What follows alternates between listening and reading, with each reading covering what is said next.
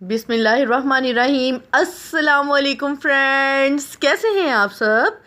अल्लाह ताला से उम्मीद करते हैं आप तमाम लोग अपने घरों में खुश आबाद होंगे। अल्लाह ताला आप सबको यूं ही हंसता बसता और आबाद रखे। इन्हीं नेक दुआओं के साथ आगे बढ़ते हैं वीडियो की जानिब। मेरे घर में आ रहे थे लाहौर से गेस्ट, बाई ट्रेन आ रहे थे। सुबह के 5 बजे उनका अराइवल टाइम था और मुझे नाश्ता प्रिपेयर करना था उनके लिए। तो फिर मैंने सोचा कि मैं क्यों ना रात को ही कुकिंग कर लूँ। अगर नाश्ता 6 से 7 बजे के दरमियान हो जाए तो 12 से 1 बजे के दरमियान जो है ना लंच ज़रूर दे देना चाहिए, क्योंकि उस वक्त तो भूख बहुत ज़्यादा लगी होगी इतनी जल्दी नाश्ता करके। तो मैं अकेली बंदी घर में, मैंने कोई मेड या हेल्पर वगैरह तो नहीं रखी और मैंने सारा काम खुद ही से निपटाना होता है। तो मैंने सोचा फिर मैं बैचेस में काम कर लेती हूँ और मैंने सोचा कि मैं क्यों ना ब्रेकफास्ट के साथ जो है वो लंच की प्रिपरेशन भी कर लूँ।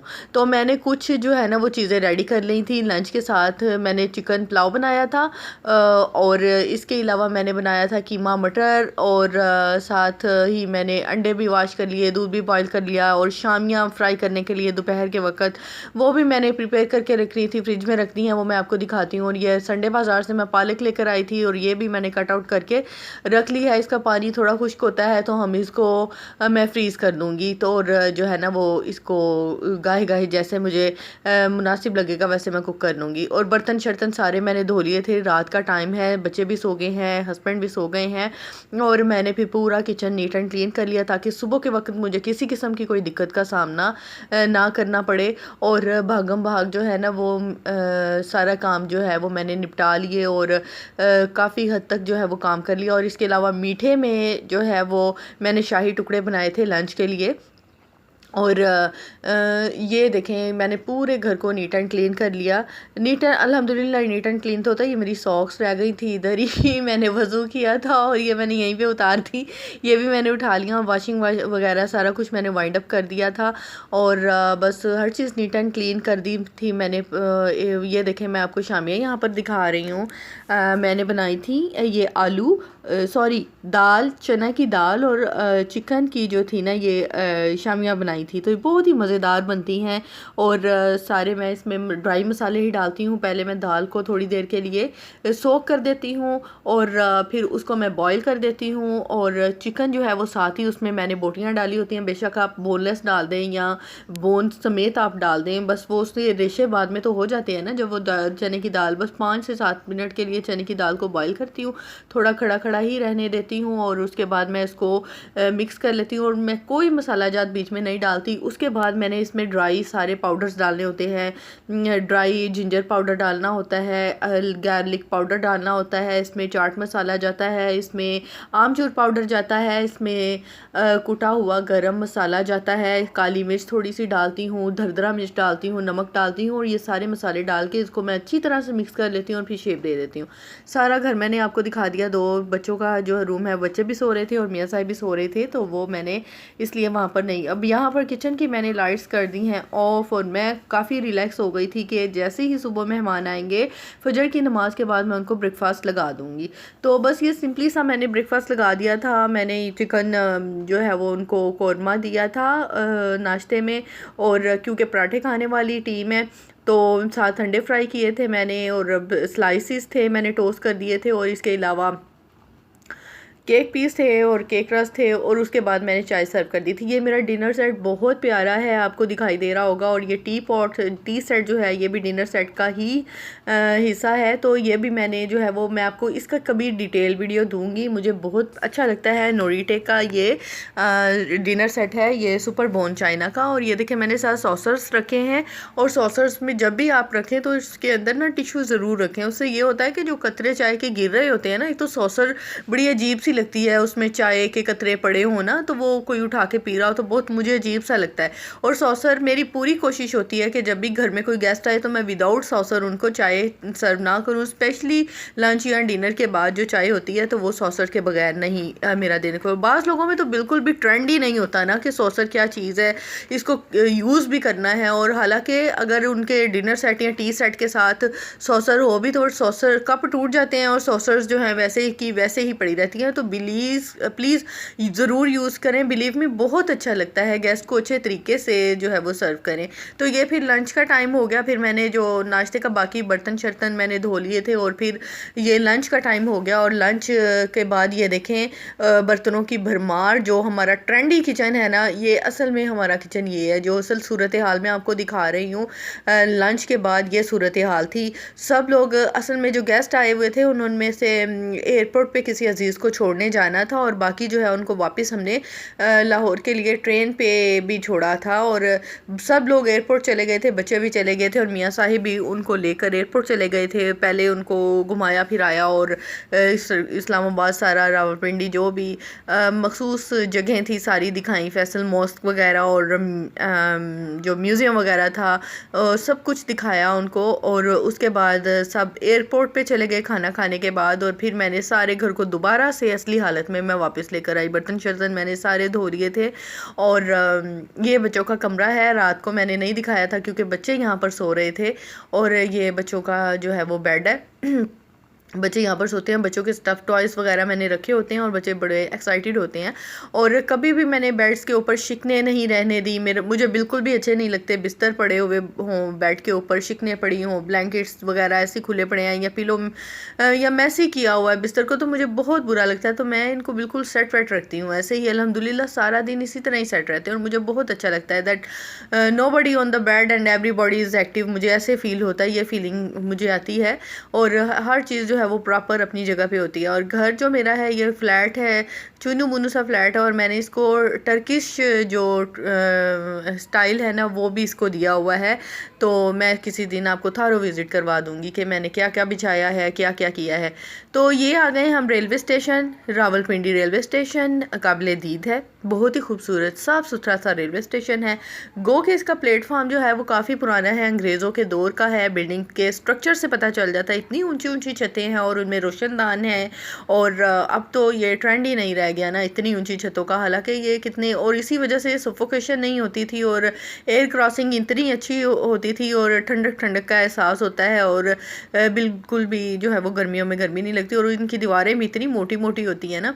तो ये देखें इसका जो रेस्टोरेंट था ये कितना खूबसूरत बनाया हुआ है, जो बहुत ही मुनासिब फासले पे डाइनिंग टेबल्स और चेयर्स लगाई हुई हैं। और बड़ा प्यारा सा हॉल है, 36 की वुडन थी और लंबे लंबे रॉड लगाकर फैंस नीचे झूल रहे थे, लटक रहे थे। चलें जी, ये ट्रेन गुजरने का जाने का टाइम हो गया तो हम लोगों ने गेस्ट को छोड़ा ट्रेन पे। और ट्रेन जब चलती है ना, बिलीव करें कि एक इसका अपना ही रोब होता है, कितनी खूबसूरत लगती है। लोग खड़े होकर देख रहे होते हैं ट्रेन को जाते हुए। बस और गाड़ी को तो देखते हैं लेकिन ट्रेन को खड़े होकर देखने का, और जब वो विसल करती है और जब वो गार्ड जो है वो झंडे को लहराता है और विसल हो जाती है तो फिर वो बड़ा ही खूबसूरत मंजर लगता है। फिर जनाब उसके बाद बज गए रात के 12 और हमारी वेडिंग एनिवर्सरी स्टार्ट हो गई थी। जनाब 11/11/11 को मेरी शादी हुई थी। मेरी शादी को भी अब 11 साल हो गए हैं अल्हम्दुलिल्लाह। मेरी वेडिंग को 11 साल हो गए हैं और हम लोगों ने सोचा कि छोटी सी जो है ना वो एक पार्टी सेलिब्रेट करते हैं, ये एनिवर्सरी को सेलिब्रेट करते हैं। एक छोटा सा कोई चुना मुना सा केक लेते हैं। तहज़ीब से रास्ते में हमें पड़ती थी और फिर लेकिन तहज़ीब जनाब 12 क्योंकि बज चुके थे और ये बंद थी। वैसे इस तरह बंद नहीं होनी चाहिए क्योंकि लोग सेलिब्रेट करते हैं और केक से ही सेलिब्रेशन का आगाज़ होता है। तो मेरा ख़्याल है कि बेकरियों को ना तकरीबन 12-1 बजे तक तो खुला होना चाहिए। उसके बाद जनाब यहाँ पर बैलून वाला आ गया और बच्चों ने बैलून लिए और ये बच्ची इतनी एक्टिव थी माशाल्लाह। मैंने इसको अपने पास बुलाया और इसके साथ बातें की, अपनी विंडो मैंने नीचे की। अच्छा मेरी बात तो सुनो, किस क्लास में पढ़ती हो आप? किस क्लास में पढ़ती हो?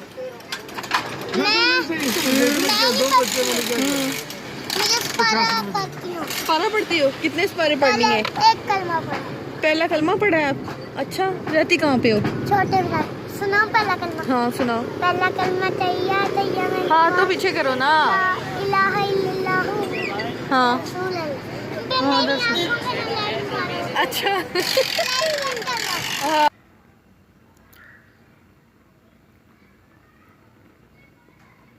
ये असल में भीख मांग रही थी ना, पैसे मांग रही थी। बैलून्स देखकर वो आ गई कि आपने भी बच्चों को लेके दिए हैं तो मुझे पैसे दें और ये वो।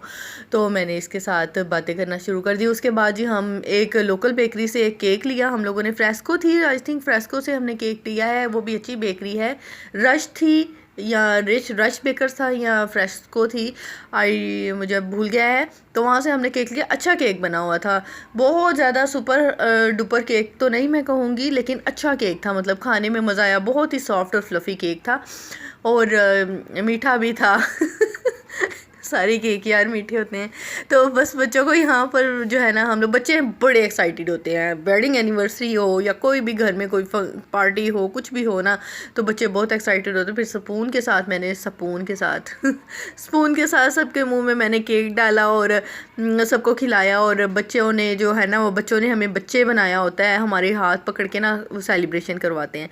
तो यहाँ पर सबको मैंने, बेटे को भी, बेटी को भी और हस्बैंड को भी जो है वो स्पून से केक खिलाया। और बस ये है कि मैं फेसेस तो जो है वो नहीं दिखा सकती, तो बस आप इसी तरह इंजॉय करें। स्पून्स हैं और बस ये पैरों, गिट्टों और गोडों की ही वीडियो होती है, और ये भी बड़ी मुश्किल से बनाई होती है मैंने। और बस आप इसी पे गुजारा कर लें। तो जनाब यहाँ पर फिर हम लोगों ने सेलिब्रेशन की और उसके बाद एक हमें सरप्राइज़ मिला था।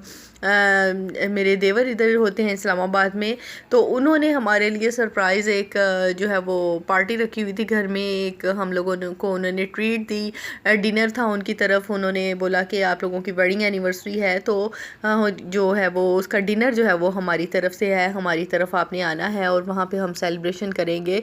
तो केक जो था वो नन्स आई हुई थी मेरी दुबई से, और उनकी तरफ से केक था। और माशाल्लाह इतना मज़े का खाना था, भाभी ने बहुत ही मज़े का खाना जो मेरी देवरानी है उन्होंने बनाया हुआ था, बहुत ही दिल के साथ बनाया हुआ था। और बिलीव करें कि इतना अच्छा लगा मुझे। और मैं ये सेलिब्रेशन जो है ना वो बिल्कुल भी नहीं भूलूंगी। एक तो हमारी 11th जो सेलिब्रेशन थी, ये वेडिंग एनिवर्सरी थी, और थी भी हमारी जो डेट है वेडिंग की 11/11/11 ही है, यानी कि 2011 में शादी हुई थी और 11वां ही महीना था और 11 ही डेट थी। तो ये बड़ी शानदार सी सेलिब्रेशन, मुझे बहुत मज़ा आया। थैंक यू वेरी मच देवर साहिब आपका भी और भाभी आपका भी। अगर आप मेरी वीडियो देख रहे हैं तो अपनी वीडियो की तवज्जो से मैं आपको अगेन थैंक यू बोलूँगी।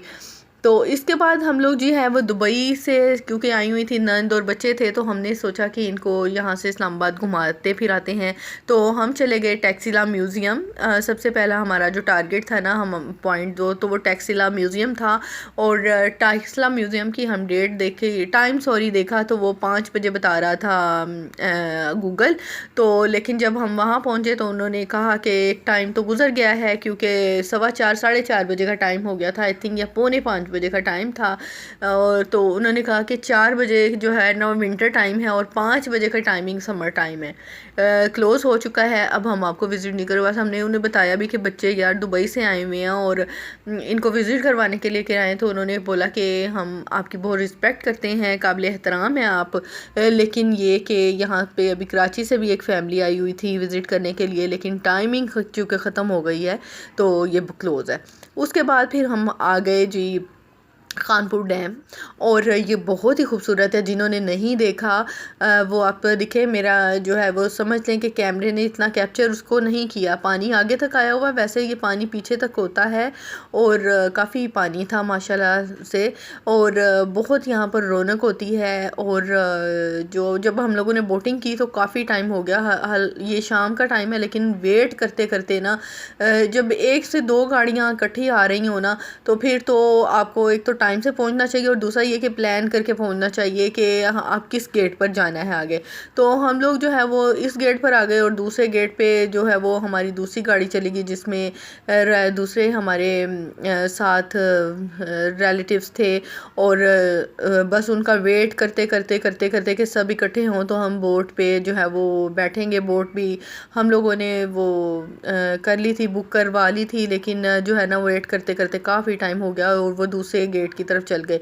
आर्मी वाटर स्पोर्ट क्लब इस साइड पे हम वो चले गए, और फिर जब हम लोग भी उनके पीछे इस इधर से छोड़ा हमने और उधर उनको फॉलो किया, तो उधर से जो है उन्होंने कहा कि शाम हो गई है तो अब इस वक्त बोटिंग बंद है। और फिर दोबारा हम इस गेट पे आए, तो जो ये आर्मी गेट है यहाँ से बहुत जल्दी जो है वो गेट बंद हो जाता है, बोटिंग बंद कर देते हैं, लेकिन जो दूसरी साइड है ना वो खुली होती है। उसके बाद हम लोग चले गए मरी और घूमे फिरे वहाँ पर, और यहीं तक मेरी वीडियो थी। अल्लाह हाफिज़।